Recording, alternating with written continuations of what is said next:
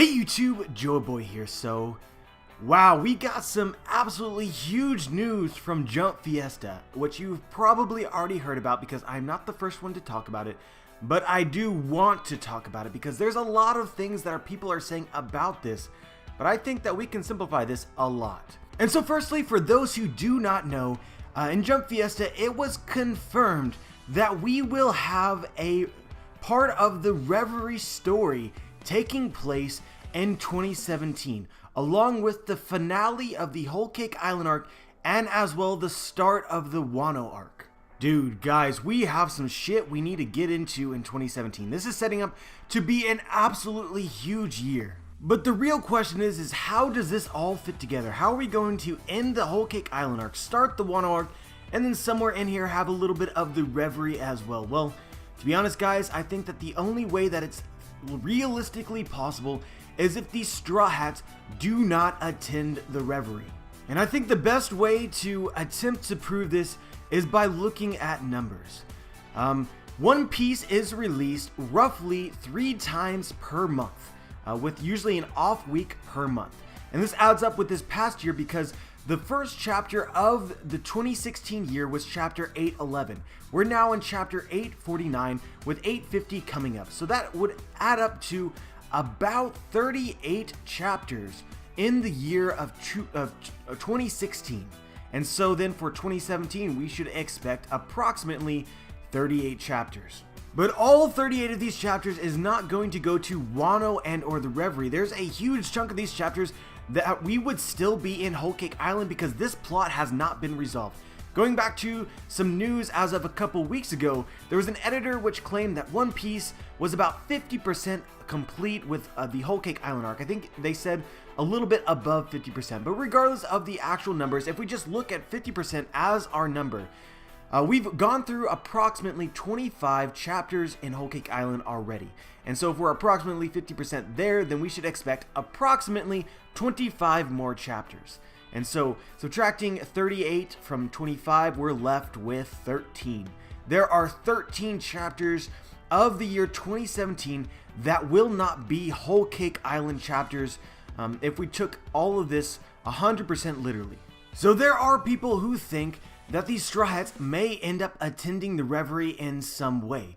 But in order for that to be the case, the Reverie arc would have to complete itself in 13 chapters or less so that we could start the Wano arc by the end of 2017. Guys, that's not happening. And even if we lowball the amount of chapters left that are left in Whole Cake Island, let's say there's only 15 left, which is, now I don't think that anyone would really believe that, but just say it for argument's sake, then we would have 23 chapters that are not Whole Cake Island chapters roughly left in 2017. And again, 23 is not enough chapters in order to complete a Reverie arc, which is going to be huge. And why do I say this? Well, because I think that we should anticipate there to be some sort of major fight happen at the Reverie. I think One World HD was the first person to bring this up today, but this is almost a confirmation as well of the existence of the Revolutionary Army in the Reverie arc, which is that we know from Oda's from news about a year ago in Oda's office that he had 3 notebooks which were talking about future arcs. There was a notebook for Zou, there was a notebook for Whole Cake Island, and there was a notebook for the Revolutionary Army. So if these books in some way indicated what would happen next, then we would have Zou, then Whole Cake Island, then the Revolutionary Army arc. And in terms of this news, we have and also what we already know in the story, we have Zou, we have Whole Cake Island, we have the Reverie, and we have Wano. And so this would clearly tie together the notebook about the Revolutionary Army and the Reverie, which will at some point start in 2017. And this doesn't even include the perfect setup that we have that the Revolutionary Army is about to start some serious business, because in several chapters near the beginning of the Zou arc, Dragon basically revealed that it was time to call his commanders. And then we see that they abandon in some way after Blackbeard sort of tracked them down, as well as CP0. They abandon their home base. And so all of this is perfectly setting up the Revolutionary Army doing something in the very near future, and this is almost practically guaranteed to be the Reverie. And guys, 13 to 23 chapters approximately is not enough to settle all the inevitable fights that we will see during the Reverie, not even mentioning all the additional bits of information that will actually be discussed in the actual Reverie, such as the Shishibukai Monkey D. Luffy, Monkey D. Dragon, potentially anything involving Shirahoshi, which a lot of people, myself included, highly believe that Shirahoshi may be captured by some entity during this Reverie. This is not enough chapters. So the only way that I can see this going down is if the Wano arc and the Reverie arc happen simultaneously with the Straw Hats not present.